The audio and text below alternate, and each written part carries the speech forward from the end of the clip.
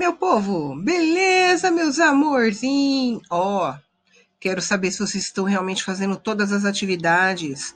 Olha, estou de olho em vocês, tá bom?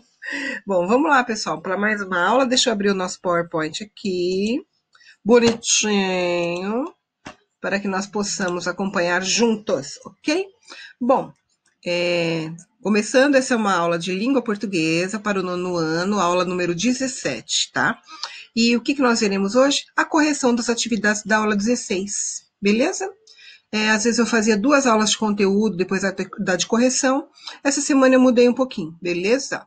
Então, é a correção das atividades da aula 16, porém só a parte 1, tudo bem? Então vamos lá. Nesta videoaula faremos a correção das atividades da apostila, da página 2 à página 9, ok, pessoal? Então vamos lá, deixa eu até pegar a minha apostila aqui, para a gente seguir juntos, para facilitar, tá bom?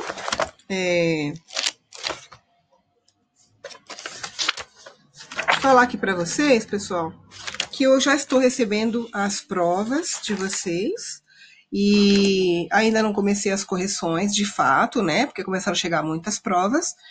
Quem ainda não mandou tem até quarta-feira, dia 10, para mandar, não se esqueçam disso, certo? Então vamos lá. Esse conteúdo, gente, é uma pena que nós não estejamos em sala de aula para falar sobre ele, porque é bastante interessante, é gostoso, porque a gente trata de poema, trata de pensamento, trata de expressar sentimentos. Isso era bem legal da gente fazer em sala de aula, né? Fazer leituras de poemas, entender o que eles querem dizer, tentar entender o que o poeta quis dizer com aquilo, como que esse poema nos sensibiliza, né? Faz a gente pensar, isso aqui é bacana. Mas já que a gente não pode fazer isso agora, faremos na volta às aulas, quem sabe, né não? Bom, mas vamos lá. O capítulo 5, que é o capítulo aqui do volume 2, né? O primeiro que nós vamos ver do volume 2. O título é Poema, Reflexo da Alma e do Pensamento. Isso quer dizer o quê? Que o poeta, ou qualquer poeta, para escrever, ele precisa estar imbuído de seus plenos sentimentos, estar em contato com seus sentimentos, para ele tentar passar no papel o que ele está pensando, o que ele está sentindo, o que ele pensa do mundo, certo? E aí a gente tem na página 2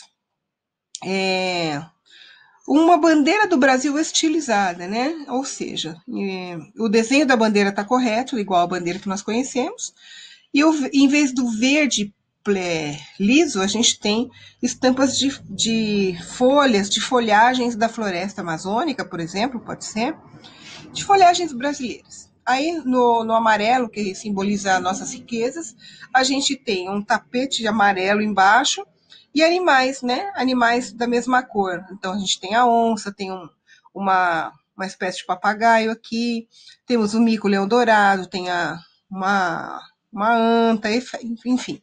E aí tem o círculo azul, que está retratado o céu, e as nossas aves, né? A gente tem aqui papagaio, tem uma arara, tem garça, tucano, enfim, certo? Aí a gente é uma tela, uma pintura que um artista chamado Militão dos Santos fez, chamado Bandeira do Brasil, tá? Bem, e aí as perguntas aqui da página 4, página 3, desculpa, são relacionadas a essa obra aí. Então vamos lá, observe a obra de Militão dos Santos e responda as questões propostas, tá? A que país se refere essa obra de arte e como você descobriu? Que se refere ao Brasil, obviamente, e a gente descobre isso pelo desenho que há no quadro, né? O desenho que há na bandeira do Brasil. Toda essa parte geográfica, né? Certo? É simples, né? Esses elementos remetem à bandeira do Brasil, ok? 2. Observando os elementos representados, o que se pode concluir? Bom, a gente conclui que esses elementos que compõem o desenho da bandeira remetem à nossa diversidade natural, né? Nós temos as folhagens brasileiras, nós temos os animais, a natureza, tá bom? Ele está retratando a diversidade da fauna e da flora aqui no Brasil, beleza? 3, vamos trocar aqui. Que sentimento desperta em você ao contemplar essa obra? Gente, é uma pergunta bastante pessoal, né? Eu tenho certeza que alguém vai falar, ai, nenhum. Mas é uma questão de você observar. Deixa a tela falar com você. Observe, vê o que você pensa daquilo, o que aquilo vai te trazendo de elementos, de pensamentos. É assim que a gente faz. Se você bater o olho e falar assim, ah, não fala nada, eu acho que é falta de você tentar conversar com a tela. Claro que conversar entre aspas, não vai ficar falando com um quadro aí não, que vão te achar que você é doido, né? Mas tenta. Qualquer obra de arte, pessoal, não é essa aqui especificamente, qualquer uma. Olha para ela, vê o que aquilo pode trazer de elemento, o que ele desperta de sentimento em você, tá? Essa resposta é bastante pessoal, assim, né? Mas, não sei, quando tem essa relação, por exemplo, com a bandeira do Brasil, te traz algum sentimento? Tá? Pode ser por aí também. Não só essa diversidade cultural, cultural não, né? Diversidade de flora e fauna, mas também a menção à bandeira do Brasil. O que isso traz de sentimento para você? O que você pensa em relação a isso? Qualquer sentimento, qualquer pensamento é válido, tá, gente? Não tem uma nada específico. Bem, aí vamos para 4. Essa obra de arte retrata características de qual espaço geográfico, gente? Ué, se a gente colocar, são os espaços de mata, né? Os espaços da mata nativa, onde vivem os animais e há essas plantas que fazem a diversidade da fauna e da flora, beleza? É isso aí. São áreas afastadas das áreas urbanas, com certeza. Embora a gente tenha algumas reservas, alguns parques dentro do estado, dentro da cidade de São Paulo que nos tragam um pouco dessa natureza, ela só vai ser rica mesmo fora da cidade, né? Em áreas do interior, onde ela geralmente é preservada. Bom, vamos lá, página 4. Deixa eu mudar aqui a minha da apostila também. E vamos lá. Tá assim, poema. O poema a seguir, escrito em 1843, tem como tema a exaltação da natureza brasileira. Leia atentamente e responda as questões. Bom, para não me estender muito, eu não vou ler o poema aqui, a Canção do Exílio, mas ela é extremamente conhecida, tá? É, inclusive, um pedaço dela serviu de inspiração para fazer o hino nacional. Mas eu não vou ler ela inteira aqui, não. Vocês, por favor, leiam aí, tá? 1. Ao escrever esse poema, o poeta brasileiro Gonçalves Dias residia em Portugal, ou seja, 1843, ele estava morando em Portugal, provavelmente a estudos, tá? Estava lá a estudo ou a passeio também. Diante disso, identifica que espaços se referem às palavras cá e lá no contexto do poema. Cá, gente, quando ele fala cá no poema, quer ver? Deixa eu achar um exemplo aqui. Não vou achar, eu devia ter marcado antes, mas tudo bem, não tem o menor problema. Quando ele fala cá, cá é o local onde ele está, onde as por cá estou, por exemplo. Então é Portugal, tá? Quando ele fala cá no poema, é Portugal que ele está se referindo. E quando ele fala lá, ele está se referindo ao Brasil, ao país que ele está se dirigindo quando ele escreve essa poesia falando das belezas que existem aqui no nosso país. Como ele estava longe, ele fala com saudade, ele fala como se fosse uma pátria maravilhosa, muito diferente de onde ele está vivendo, tá? Então, cá é Portugal, lá, Brasil. 2. Na caracterização da terra natal, há dois elementos que remetem ao Brasil. Quais são eles? Sabiá é uma ave que tem aqui, uma ave brasileira, e as palmeiras, né? A árvore palmeira, por exemplo, tem palmeira de vários tipos, inclusive com frutos comestíveis, né? Mas a gente tem a palmeira que dá o nosso palmito, palmito açaí, palmito jussara. Tem também a palmeira que dá o açaí, enfim. É uma planta tipicamente brasileira, certo? 3. O que a segunda estrofe sugere sobre o Brasil? Então, a primeira estrofe aqui, a segunda começa com o nosso céu tem mais estrelas, certo? O que ele faz aqui? Ele faz uma exaltação, um elogio maravilhoso do Brasil em comparação a Portugal, certo? Ele compara Brasil e Portugal e acha que o Brasil tem muita superioridade em relação a Portugal. Lembrando que Portugal é onde ele está no momento que ele escreve essa poesia, tá? 4. Então tá. Que sentimentos podem ter motivado o poeta a escrever, gente? Com certeza, a saudade do Brasil, porque ele está fora, e o nacionalismo, ou seja, ele quer exaltar a pátria que ele nasceu. Ele valoriza o local de nascimento dele, que é o Brasil. certo? E é uma coisa que todo mundo tem que fazer mesmo, gente. O país aqui é maravilhoso, embora a gente tenha muitos problemas, tá? 5. Que desejo é manifestado explicitamente no poema. Ele quer morrer aqui no Brasil. Ele diz que ele não quer morrer antes de voltar para cá. Então ele quer morrer aqui, tá? Então ele fala lá, o poeta não quer morrer sem voltar a ver a beleza da sua terra natal. Enfim, ou seja, ele quer vir para cá, morrer aqui. Ele não quer morrer lá antes de voltar e ver a sua terra. Ok? Continuando ainda na página 5. Vamos lá, vamos vir aqui. A gente tem aí, repare como o poema Canção do Exílio apresenta musicalidade ditada pelo ritmo, o qual é marcado pela alternância entre sílabas átonas e tônicas e também pelas rimas. Pena que a gente não está junto em sala de aula, mais uma vez, gente, porque nós leríamos com o ritmo necessário para vocês entenderem o que eles estão falando aqui, né? Tem uma cadência, tem um ritmo como se fosse uma musiquinha. Então, ó, minha terra tem palmeiras onde canta o sabiá. As aves que aqui gorjeiam, não gorjeiam como lá. Claro que eu estou exagerando, você não vai ficar lendo poema assim por aí, né? Então, ó, o poema é um gênero literário, sua estrutura é organizada em versos que reunidos compõem as estrofes. Caracteriza-se pela sonoridade e pelo ritmo. Efeitos atingidos por uma seleção de palavras que podem ou não apresentar rimas. Quando não apresentam rimas, gente, é um verso branco, tá? Chama verso branco. Outra característica do poema é a presença do eu lírico ou do eu poético, a voz que narra os sentimentos transcritos que, em geral, diferem das perspectivas do poeta. Desculpa. Então vamos lá, 6. Que palavras rimam nas 5 estrofes do poema? Olha lá, tem várias, tá? Eu vou falar algumas aqui. Sabiá rima com lá. Flores rima com amores. De novo, o lá, o sabiá. E aí outra, cá, lá, sabiá. E depois de novo, lá, cá, sabiá. A poesia inteira tem bastante lá, cá, sabiá, tá bom? Mas tem, então, sabiá, lá, flores com amores e essas outras que eu falei. Lá, sabiá, cá, lá, sabiá, cá, lá, sabiá. Não é para calar o sabiá, hein? Bom, 7. Explique a presença da palavra canção no título do poema. Por que canção do exílio se ela está escrita? Ninguém fez música com ela. Por que ela chama canção? Ó, ela está se referindo a essa musicalidade do poema, essa musiquinha que quando a gente fala o poema, ela tem um certo ritmo ali, parece que é uma musiquinha, tá bom? É por isso, tá bom?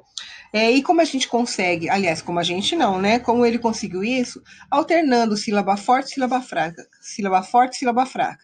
E aí, nesse pedacinho que eu li para vocês em cima, dá para ver bem isso. Lá, ó, minha terra tem palmeiras onde canta o sabiá, as aves que aqui gorjeiam não gorjeiam como lá.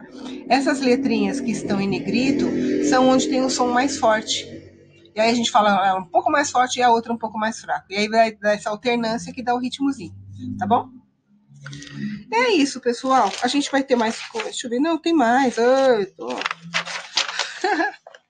tô achando que já acabou? O que é isso?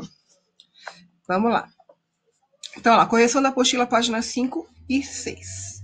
Intertextualidade. Lá no nosso vídeo eu falei bastante sobre isso aí.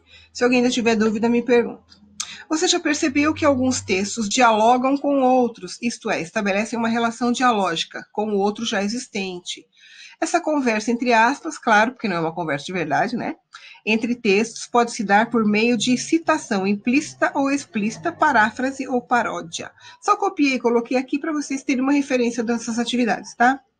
8. Em qual desses textos o fragmento apresentado é semelhante aos versos da Canção do Exílio, de Gonçalves Dias, e identifique os versos semelhantes? Então, eu não coloquei aqui, mas nós temos 2 pequenos trechos. O primeiro é do hino nacional, gente. Do que a terra mais garrida, teus risonhos teus risonhos lindos campos têm mais flores. Nossos bosques têm mais vida, nossa vida no teu seio mais amores. Essa é a letra do hino nacional, trecho. E aí embaixo a Canção do Exílio, que é essa que a gente acabou de ver do Gonçalves Dias. Nossas flores são mais bonitas, nossas frutas mais gostosas, mas custam 100.000 réis a dúzia. Primeiro, essa primeira em cima é o hino nacional. A de baixo, do Murilo Mendes, é só uma cópia, né? Ele usou a referência do hino nacional e do Canção do Exílio, para poder fazer isso aqui. 8. Em qual desses textos o fragmento apresentado é semelhante aos versos da Canção do Exílio? Ah, do hino nacional, gente, com certeza. O que está igual? Nossos bosques têm mais vida, nossa vida no teu seio mais amores. No hino tirou essa parte do no teu seio, tá? Mas é isso. 9. Em qual texto há um verso que se opõe à visão de exaltação do Brasil, que se opõe à exaltação do Brasil? Essa canção do Murilo Mendes, quando fala que aqui custa mais caro, né? Ele fala assim, mas custam 100 mil réis a dúzia. Então, assim, a visão do Brasil é maravilhosa, mas aqui tudo é mais caro. Foi isso que ele quis dizer. Então, está se opondo à visão maravilhosa que o Brasil só tem coisa boa. Entenderam? Vamos lá para 10. 10, gente, tem aí, eu também não consegui copiar aqui para não ficar muito grande e tal, mas é uma pequena história em quadrinhos, Vida de Passarinho. Então tá lá o passarinho cantando e tal, aí o passarinho voando. Gonçalves Dias, nosso céu tem mais estrelas, nossas várzeas têm mais flores, nossa vida mais amores, minha terra tem palmeiras onde canta o sabiá. O passarinho vai voando e cantando e cheirando flores, olhando a natureza. Depois, o sabiá sou eu. E essa era a palmeira. Olha só a crítica, gente. Cortaram a palmeira. Não é uma crítica ao desmatamento, de alguma maneira? Então vai. 10. Nessa história em quadrinhos foram reproduzidos esses versos, né? O último quadrinho, porém, revela uma situação diferente da encontrada nos versos. Pode-se, com isso, dizer que houve uma atualização do contexto apresentado no poema de Gonçalves Dias? Apresente a sua resposta. Sim, houve uma atualização. Na época do Gonçalves Dias, que ainda era Brasil Colônia, as matas estavam não preservadas, mas completamente diferente do que é hoje, né? Tinha muito mais natureza, não tinham devastado todas as matas por aí. Então, na época tinha mata, aqui quase não tem. Então é uma atualização, sim, reflete o que é o momento atual. Tem uma diminuição, sim, da mata, é uma destruição da natureza brasileira, certo? É isso, pessoal. 11. Qual é o propósito dessa alteração, né? Fazer uma crítica, gente. Criticar a destruição da natureza, né? Dizendo que, assim, se Gonçalves...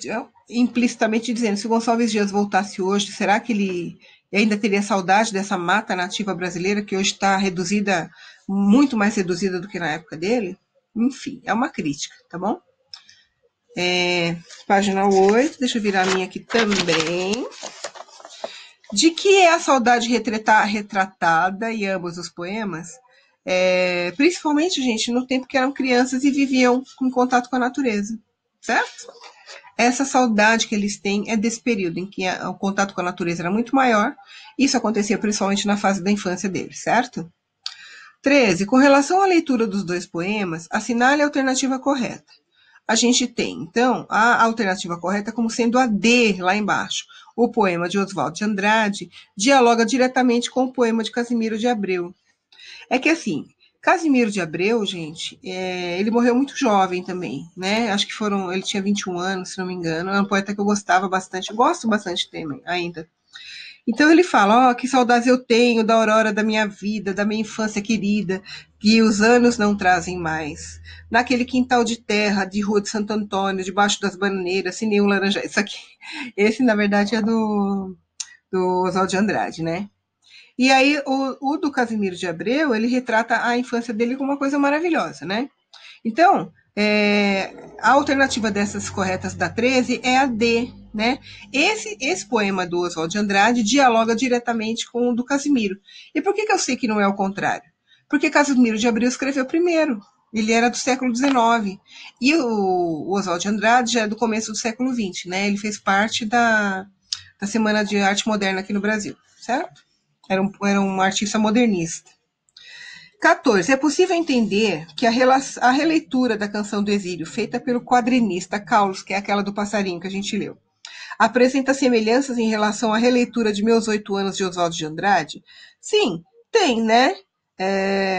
Se lá no Carlos, né, na atualização dele, não tem mais a palmeira, para o Oswald de Andrade já não tem mais a bananeira, né? Tem a bananeira, mas não tem laranja. Quer dizer, tem bananeira, mas não tem laranja. Então, é uma diminuição da qualidade, na verdade, né? Tem uma modificação do espaço. Aonde aconteceu antes era maravilhoso. Quando acontece nesse segundo momento, já tem umas modificações que deixam a coisa não tão legal assim. Tudo bem? Bom, e essa parte é legal. Pena que a gente também não está junto, senão eu ia mostrar para vocês, levá-los para o laboratório para vocês verem vários poemas visuais que são fantásticos. Mas olha lá. Poema visual. Leia o poema a seguir, desvendando os sentidos de sua forma. Aí não tem para colocar ele inteiro, então vocês vão vendo aí. Pássaro em vertical. Cantava o pássaro e voava. Cantava para lá, voava para cá. Bom, aqui não está o desenho completo, mas se você olhar bem na sua apostila, não sei se você percebeu, as letras do poema, do jeito que ele está colocado na página, se você olhar, você percebe a silhueta de uma ave. Sabe aquelas aves tipo garça, que tem as pernas bem compridas, que ela às vezes fica paradinha, junta as duas perninhas, parece que é uma só, de tão fininha? É a silhueta de uma ave, de pé, tá bom? Percebam aí para vocês verem. Quem ainda não tinha percebido, lógico. Então vamos lá. 1. Observando a disposição dos 4 primeiros versos, o que se pode deduzir? Esses 4 versos imitam, na forma, o voo do pássaro de um lado para o outro. Ó, tá para um lado, assim, ó. Cantava o pássaro e voava. Cantava para lá, voava para cá, tal. Tá bom? Imita esse voo do pássaro para lá e para cá, e vai para lá e vai para cá. E os versos são mais longos, né? Você vai ver que ele ocupa uma linha um pouco maior. E depois eles vão se afinando aqui, vão se desenhando. As letras formam o desenho, tá? 2. No quinto verso, há uma quebra na forma nessa forma do desenho da linha, em razão da quantidade de palavras em cada verso. Né? Um verso tem bastante palavras, o outro praticamente não tem palavra nenhuma, e assim por diante. O que essa quebra brusca representa em relação ao voo do pássaro? Interrompe o movimento anterior, tá? Ele corta o movimento anterior. B. O que teria provocado essa interrupção? Um tiro seco, né? Porque olha lá. Cantava o pássaro e voava. Cantava para lá, voava para cá. Voava o pássaro e cantava. De repente, um tiro seco. Penas fofas, leves plumas, mole espuma e um risco surdo. E depois morte, né? Então, quando ele está mostrando o desenho assim cheio e tal, de repente acaba, é porque o tiro no pássaro, um tiro seco no pássaro, matou e ele caiu, tá? C. A julgar pelos versos que sucedem o quinto verso, o que aconteceu com o pássaro? Ele caiu, ele levou um tiro e caiu. Começou a cair, tá? 3. Qual é a relação entre o título e a forma do poema? O poema reproduz o desenho de um pássaro, ok? Caindo na vertical. Certo, pessoal? Analisando o poema Pássaro em Vertical, como se pode definir um poema visual? É aquele poema, gente, que se utiliza desses recursos gráficos de você colocar palavras, não da forma habitual, mas de diferentes tamanhos, diferentes formas, formando desenhos, né? Para expressar melhor a ideia que eles querem dizer. Deu para entender? É isso. E é isso, gente. Bom, a gente acaba por aqui. Espero que vocês estejam fazendo as atividades e na nossa videoaula vocês tirem as dúvidas que sobraram, tá bom? Beijo, pessoal. Até a próxima. Tchau, tchau.